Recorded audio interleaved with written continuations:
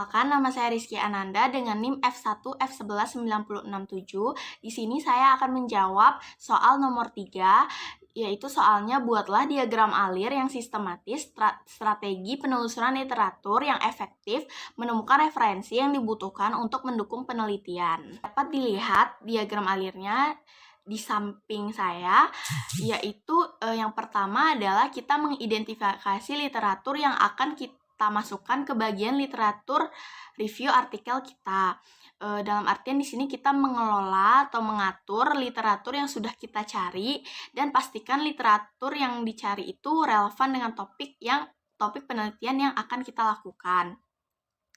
Cara mengidentifikasi literaturnya yaitu cari mana artikel yang pas untuk dimasukkan ke bagian literatur review dari artikel kita. Tentunya ada artikel yang harus kita exclude atau ada artikel yang harus kita include. Kita kelompokkan artikel yang harus diambil. Di sini kita harus mempunyai judgement terhadap apa yang menyebabkan kita mengecualikan artikel tersebut dan mengambil artikel yang lain. Tentunya mencari artikel harus yang relevan, up to date, dan juga mendukung topik dari penelitian kita.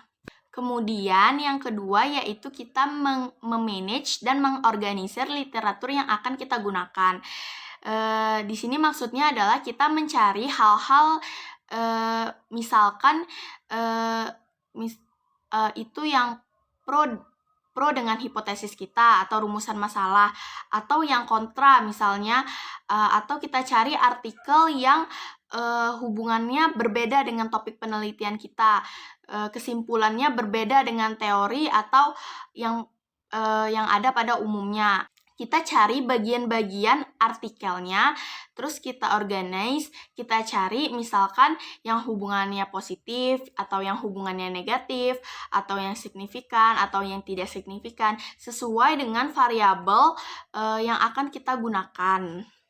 Kemudian selanjutnya yang ketiga adalah kita menganalisis artikel yang sudah kita kumpulkan untuk dimasukkan ke dalam artikel kita. Maksudnya di sini yaitu artikel yang sudah kita kumpulkan di langkah awal tadi kita analisis untuk ditulis ke dalam bagian literatur review yang akan kita tampilkan. Jadi literatur yang kita buat itu tidak hanya semacam kesimpulan atau summary dari penelitian sebelumnya.